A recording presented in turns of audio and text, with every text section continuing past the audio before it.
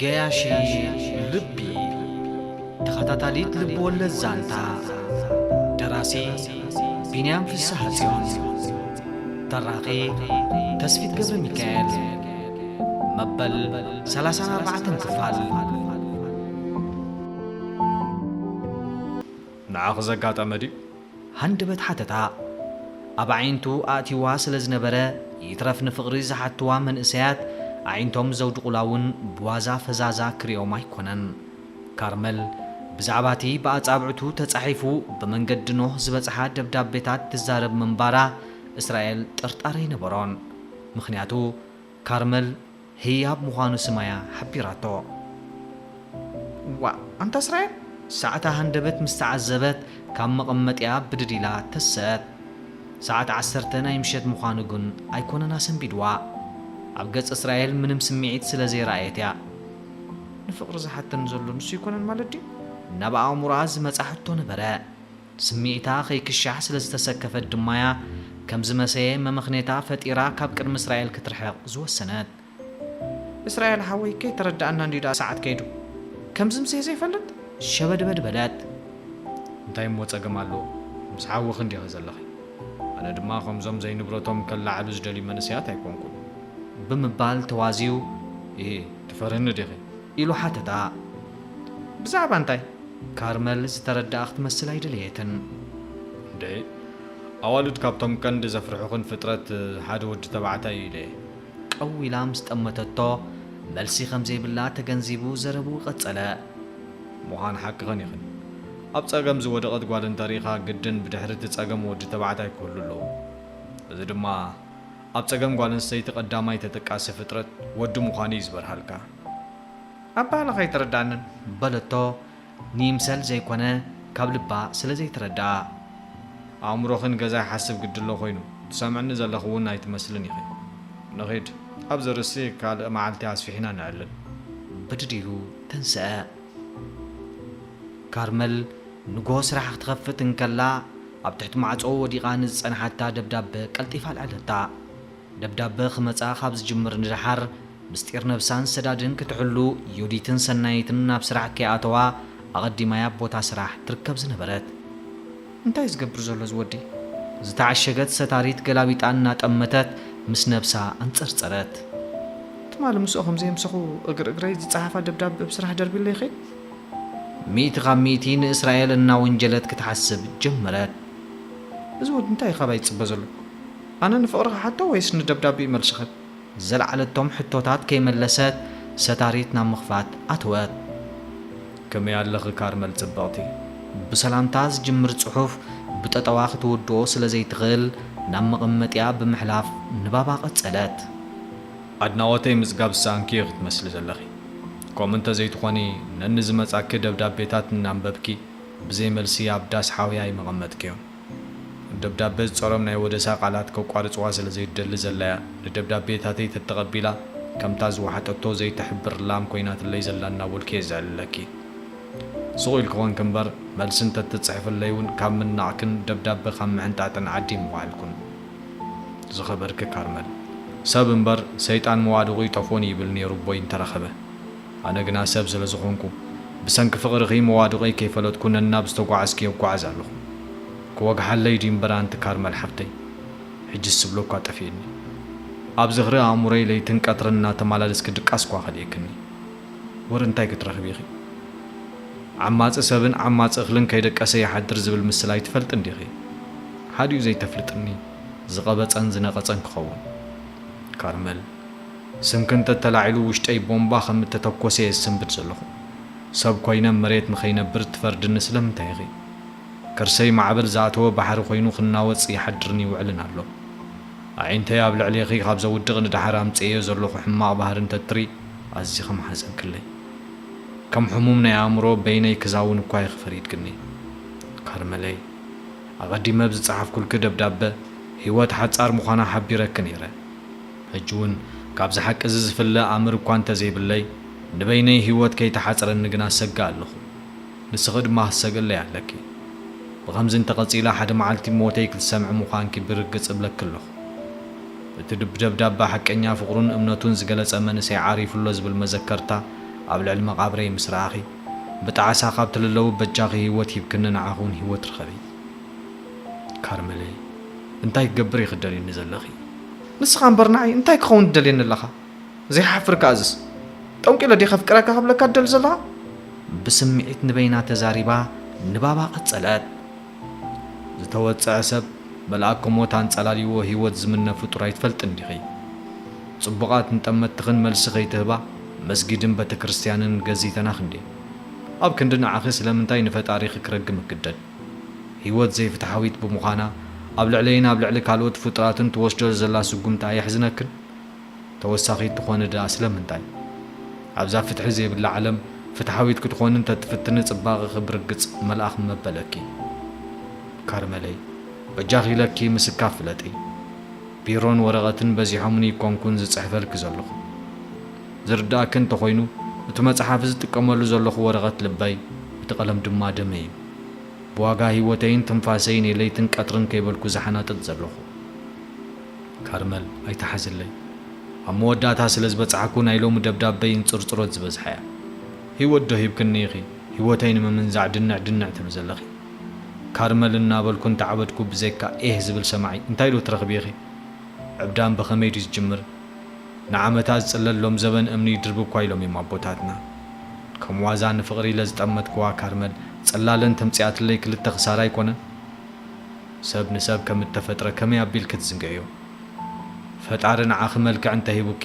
ንኻልኦት ድማ ካልእ ከም ዘይበቀልና ዘንጊዕኪ ሰብ ክትንዕቂ ምፍታን ክጽቡቕ ኣይኮነን ካብ ስቕታ ዝዓቢ ንዕቀት የለን ካብ ልበይ ክሕብረኪ ትዕቢት ትጻወተልክላ ትዕቢተኛ ድማ ወዳቒ ሰብ ናብ ሰብ እዩ ዝኸይድ ካርመል ሓፍተይ ሰብ ስለ ዝኾንከ ንዓኺ ፍቂረ ንስኺ ግና ከምዘይ ሰብ ስለ ዝሓሰብክኒ ንደብዳቤታተይ ግምት እኳ ይሃብክዮምን ካልእ ትረፍ መንነተይ ንምፍላጡን ከተጣይቕ ይፈተንክን ክረግመክን ተዋዓልኩ ረጋምን ተረጋምን ብሓደ ይጠፉ እንዳሉ ካርመል ነጥፈታተይ ብሰንኪ ተሰናኺሉ ኣሎ ኣብ ልዕሊ ስድራይ ዝነበረኒ ክብሪ ጠፊኡ ኣብ ገዛና ቆዮቓን በኣስን ነጊሱ ይርከብ ኣሎ ዝኹሉ ብመን ይመስለኪ ብኣኺ ካርመል ኣብ ልበይ ፍቕሪ እምበር ህቦቡላ ስኒት ኮንኪ ከም ዝኣተኺ ፈጺመ ይፈለጥኩን ካርመል ደፋር ኣይትበለኒ እምበር ደጋጊማ ሓተክ ኣለኹ ሕተይ መዋድቖይ ኣበይ ምዃኑ ክትሕብርኒ እዩ ላንጋ ጌርክኒ ንስኺ ክድቅስ ይትፈትኒ ምስ ጎረቤትካ ብሓባር ድቅስ ይትቕንዕና ጽብቕቲ ምዃንኪ ዝኹሉ ጸገም ኣምጽኡ ዘሎ ጓል ብመልክዕ እተውርዶ ሓደጋ ፈሊጣ እንተዘይተጠንቂቓ ተለኻኺማ ያጠፍእ ናትክ ጽባቐ ድማ ንሓጢኣት የቃልዓኪ ኸይህሉ ክተስተውዕሉሉ ፈትኒ ኣቕብፅኒ እየ ዝብለኪ ዘለኹ ዝገብሮ ስለ ዝሰኣንኩ እምበር ደጋጊመን ተወደስኩኺ ናይ ዕግበተይ ነጸብራቅ ይመስለኪ ከም ሽምዓ እየ ዝነድድ ዘለኹ ውሽጠይ ድማ ብዘይ ብርሃን ጸላም ተቋጻጺርዎ ኣሎ ካርመል ብቑፅሪ ክንደይ ደብዳቤ ከም ዝጸሓፍኩልኩ ትፈልጢ ኢኺ ደብዳቤታተይ ብምልኦም ናብ ባሕሪ ከም ዝሰንድኽዮም ብዘይ ኣሰር ስለ ዝጠፉ ዝበላዕክዮም ዓሳ ዳሃይ ሃባ ብል ኣለኹ ደጊም ዋላ ፍቕሪኺ ይትረፈኒ ደብዳቤታተይ ምለስለይ ንስኺ እንተተረፍክኒ ንጽሑፋተይ ኣኻኺበ መጽሓፍ ክገብር ሓስብ ስለ ዘለኹ ሓገዝ ኣይትስኣኒ ይሓግዘኒ ጭንቀይን ምጉስቋለይን ንዝምስክሩ ንሳቶም እዮም ብዘይካኦም ንፍቕሪ ዝኸፈልክዎ ዋጋ ዝፈልጠለ ይብለይን ሓቀኛ ኣፍቃሪ ከም ዝኾንኩ ንስኺ ምእማን ካብ ኣበኺ መን ይፈልጥ ህዝቢ ዓለም ናይ ህይወት ዛንታይ ምሰንበበ ኣብ ልዕሊ መቓብረይ ኣይ ይብል ኸውን ጀጋኑብ ታሪኽ ከም ዝነብሩ ኣፍቀርቲ ድማ ንሱ ኣይንፈገናን ግዲ ኸውን ምኽንያቱ ጀጋኑ ውፅኢት ፍቕሪ ስለ ዝኾኑ ልበይ ሃብኪ ካርመል ሓብተይ ቻው ሎኤስን እስራኤልን ንነገር ዝተቋፀሩ ክመስሉ ንቡር ሰላምታ እኳ ከይተለዋወጡ ቀልጢፎም ናብ ምንህሃር ኣተዉ ኣብ ከባቢኦም ሰባት ከም ዘለው ዘንጊዖም ድማ ክጭድሩ ተሰምዑ እሞደይ ምሳይ እንተመርዓት ክኽሪዕኪ ፈከረ እስራኤል ርእሱን እናነቕነቐ ሎኤስ ናብ ኣደይ ሰላማዊት ከይዳ ንመርዓ መልኪታ ምዝራባ እስራኤል ከም ዓብዪ ክሕደት ቆፂርዎ ነበረ እንታይ ኮንካ ትፍክር ኣለኻ በቶም ባዕልኻ ከም እተኣምነሎም ትነግረኒ ዝነበርካ መምርሒታት በኣይ ትተሓነቕ ዝፍክሩ ሰባት ተሳዓርቲ ምዃኖም ኢኻ ትሕብረኒ ነርካ ስለዚ ንስኻ እውን ተሳዒርካ ኣለኻ ወይ ኣብቲ ናይ ስዕረት መንገዲ ኣቲኻ ኣለኻ ማለት እዩ በለቶ ንሕሉፍ ዕላላቱን እናጠቐሰት እንታይ ኣለክም ንመርዓ መልኪት ከም ሰደይ ትዛረቢ ወላዲተይ ሕማማ ንሱ ምዃና ስለ ዝፈለጥክ ዲኺ ደስ ይበልክ በሊ ብሰንኪኻ ሓሚማ ደቂሰ እያ ትርከብ ዘላ ንዘለዓለቶ ርእስቲ ጎሲዩ ናብ ኩነታት ኣዲኡ ኣተወ ብሰንከይ ክኾን ኣይከላኒ ብሰንከኻ ከይትበሃል ነብስኻ ሓራኻ ንምግባር ትዛረብ እንተለኻ ግና ትጋገለኻ ጥራይ ክብለካ ዝደሊ ኣትጓል ድሕሪ ሕጂ ክፃወረኪ ይክእልኒ ኣንፀርፀረ ኣዒንቱ ተኺሉሉ ቅድሚ ሕጂ ከንታይ ኻ ተፃዊርካ ነርካ ሎኤስ ምህዳዱ ብዙሕ ኣይዓጠጣን ተፃዊርካ እንተኾንካ ንረብሓኻ ክትብል ኢኻ ንረብሓይ ነይሩ እንተዝኸውን ግና ፍጹም ኣይምትፃወርካንን ብስምዒት ድማ ይዛረብ ስለምንታይ ብስምዒት ትዛረብ ኣለኻ ናይ ዝገሄር ሰላምታ ከይለጋስካለ እኳ ኢኻ ንነገር ተጓይኻ ነቲ ዝሓብኣካዮ ክትከላኸል ትገብሮ ዘለኻ ድዩ እንታይ እየ ዝሓብእ በለ ካብ ስክፍታ ከይረሓቐ ሓዳሽ ኣፍቃሪት ሒዝካ ከም ዘለኻ ይስማዕ ዶ የለን እቲ ዘሕዝን ንዓይ ብወግዕ ከየፋንኻ ምዃኑ እዩ ዝኾነ ኮይኑ እዛ ሓዳሽ ተሓስባ ዘለኻ ጓል ልቢ ህልዋ ይኸውን ግዲ ኣብ ዘይተወድእ ፍቕሪ ኣትያ ሓድሽ ፍቕሪ ትጅምር እንትኸውን እምበር ዋዛ ምሲላ ሓቀኛ ስምዒታ ደርጓሓትሉ ንሱ እንዲ ፀገምኪ እስራኤል ህድእ ኢሉ ክምልስ ጀመረ እቲ ተፈሊጠ ዝብል ስምዒት ኣብ ውሽጡ ገይርዎ ነበረ ብዛዕባ ዘየለ ነገር ክትሓስቢ ክትብሊ ነቶም ዘለዉ ክተጥፍዮም ምዃንኪ ናት ክፀገም እንታይ ገደሰኪ ብዛዕባ ተብኢድኪ ዘሎን ዝተባረኸን ክትሓስቢ ዘይትፍትን ክምዕዳ ካብኡ ሓሊፉ እውን ክድህላ ፈተነ እታ ኣፍቂርካያ ዘለኻ ካርመል እዚ ትብሎ ዘለኻ ከይትሰምዖ ጥራይ ተጠንቀቕ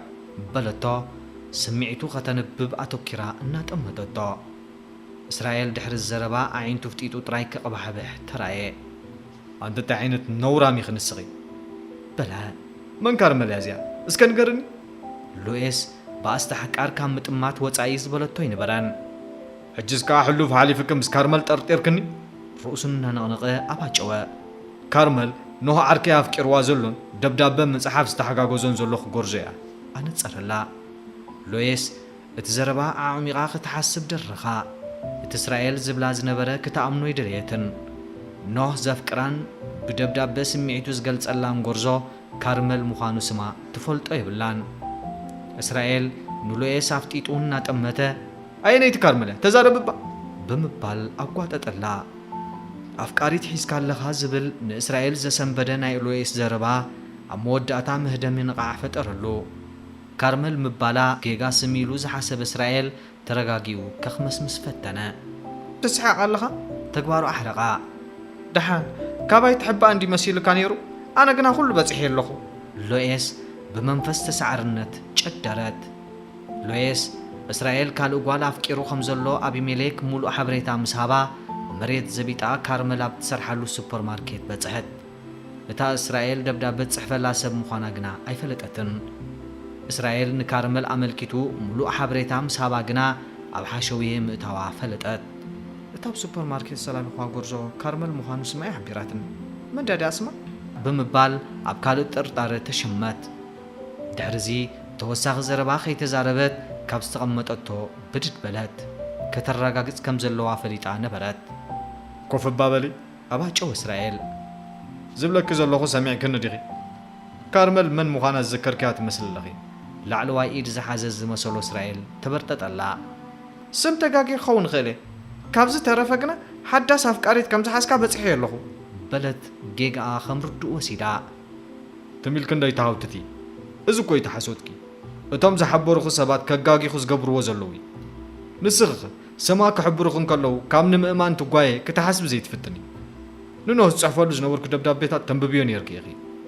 ኣብቲ ደብዳበ ካርመል ዝብል ስም ተደጋጊም ተጻሒፉሎ ቅነ ግና ንኹሉ እዩ ዝድምስስ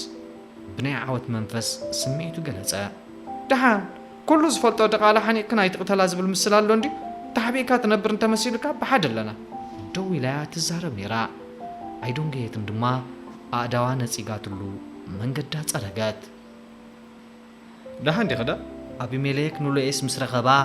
ኣብ ገጻ ዝረኣዮ ስምዒት ንቡር ብዘይምንባሩ ቅድሚ ሰላምታ ምልጋሱ ብቐጥታ እዩ ናብ ሕቶ ኣትዩ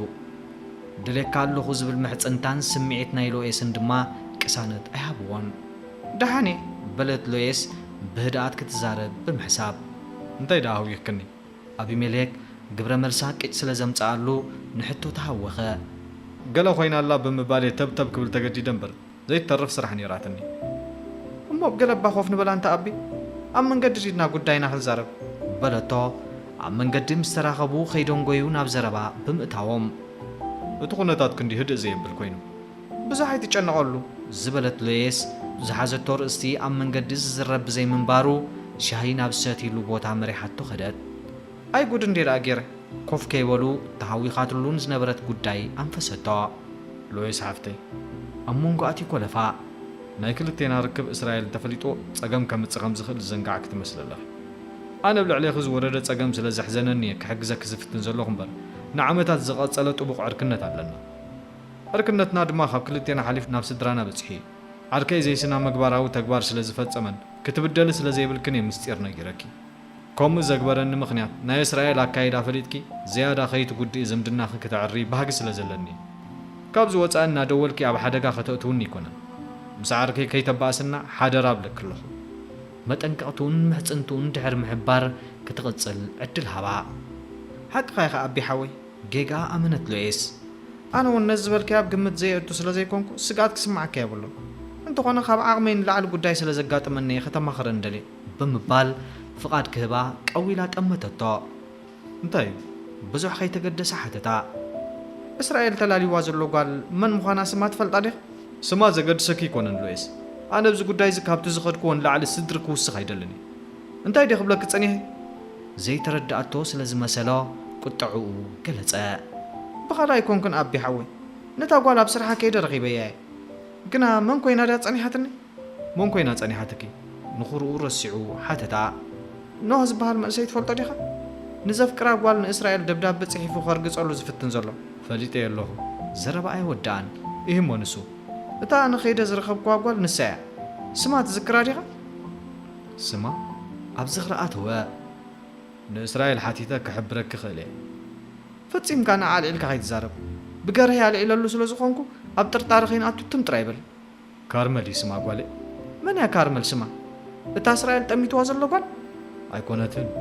እስራኤል ጠሚትዋ ዘሎ ጓል ህያብ ይስማ ብኸመይ መንገዲ ደኣ ናብ ካርመል ከድኪ እንደ ንሱ እንዲዳ ገሪምኒ ዘሎ ንህያብ ብኣካል ትፈልጣ ዲኻ ኣበይ ክፈልጣ ዘየላልየን በል እታ ብትሰርሓሉ ትካል ከይደ ዝረኸብኳ እዚኣ እያ ሎኤስ እስራኤልን ካርመልን ሻሂ እናሰተዩ ዝሕብር ስእሊ ኣብ ሞባይላ ኣርኣየቶ እዛ ጓል እዚኣ ስማ ካርመል እዩ እዚ ጉዳይ ደኣ ከመይ ከመይ ጓለይ ኣቢሜሌክ ድንግርብር በሎ ዝኾነ ኮይኑ ንስኺ ነዚ ገዲፍኪ እስራኤል ብኸመይ መንገዲ ናብ ኢድኪ ይኣቱ ጥራይ ሕሰብ እዩ እዚ ስእሊ ኸ ካብ መን ረኺብክዮ ኣስመራ ጸባብ ምዃና ዘንጊዕክያ ዲኻ ሰብና ድማ ንኸምዚ ሓያል እዩ መን ምስ መን ከይዱ መን ምስ መን ሻሂ ሰትዩ ዝሕብር ሰብ እንተዋፊርካ ጸገም የብሉን ኣቢሜሌክ ተግባር ሎኤስ ክምሳብ በሎ በልዚ ጉዳይ ብጥንቃቐ ንሓዞ እዛ ስእሊ ብሸራስ ግርለይ ሞ ንህያብ ምልላይ ስለ ዘይተርፍ እቲ ሓቂ ሽዑ ክነረጋግጾ ኢና ፀሓይ ብደበና ናይ ነሃሰ ተኸዊላ ዝፈራረቕ ዝነበረ ጭሮታት ፀሓይ ንመሬት ሙሉእ ብምሉእ ከሙቆ ኣይከኣለን ህዱእ ንፋስ ጠላ ሓዚሉ ኣብ ኣቝፅልትን ኣግራብን ኣዓሪፉ ናብ መሬት ክነጥብ ይረአ ካርመል ነቶም ኣብ ቀጽሪ ቤቶም ዝርከቡ ኣግራብ ብንፋስ ክንነው እንከለዉ ዝነጽግዎ ዝነበሩ ጠሊ ጸጉራ ኸየባላሹ ዝወደየቶ ቆቢዕ እናስተኻኸለት ዘወር ክትብል ትረአ ሰንበት ንግሆ ስሕት ኢላ ስራሕ እኳ ትኸፍት እንተኾነት ሓደ ግዜ ግና ከም ናይ ዕረፍቲ ግዜኣ ብምሕሳብ ኣብ ቀጽሪ ቤቶም ኣብ ዝርከቡ ኣግራብን ዕምባባታትን ዘወር ብምባል ተፈጥሮ ከተድንቕ ድምፂ ዓዋፍን ምንቅስቓስ ኣናህብን ክትዕዘብ ተሕልፈሉ እዋን ኣለዋ ካርመል ኣብ ኣትክልትን ዕምባባታትን ፍሉይ ፍቕሪ ኣለዋ እዚ ፍቕሪ እዚ ካብ ኣቦኣ ዝወረሰቶ ምዃኑ እያ ኣባላት ስድራ ቤታ ዝሕብርዋ ወላዲኣ ምስ ዕምባባታትን ኣትክልትን ርክብ ዘይብሉ ሰብ ምስ ህይወት ጥቡቕ ርክብ ዘይብሉ እዩ ብምባል እዩ ዝገልጾ ከምኡ ስለ ዝኾነ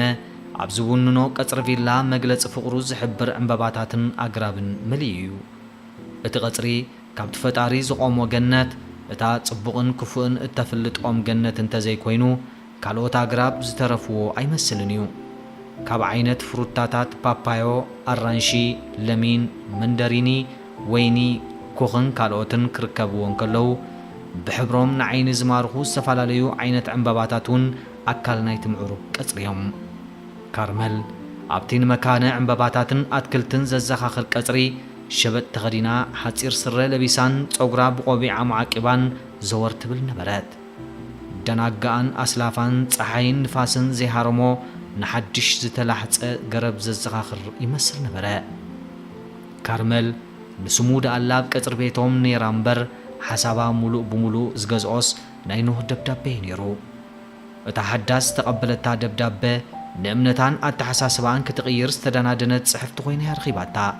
نموخانو إسرائيل دي زبل حتو دما شلاليلاخ تحالفو زي كالوت حتو خوينو أبا عمرا تغميتو نبرا إسرائيلي لازبت حتو مدمدمتا لعلى 500 جيجا منبارو تاناي موداتا دبدابي أنا تصيرات لا نبرت مخنياتو اتيب دبدابي زنببتو أبا هالاتاتن إسرائيل سميعتن زراخب كوينو أي سنحان إسرائيل قنا خواسا أخيلي أبا عمراز متى حساب نبرا مبل 34 كفال تقاطاتاليت لبول الزانتا قياشيت لبي بزي تزازي مالا مبل 35 كفال أبز قتصل تقاطاتلو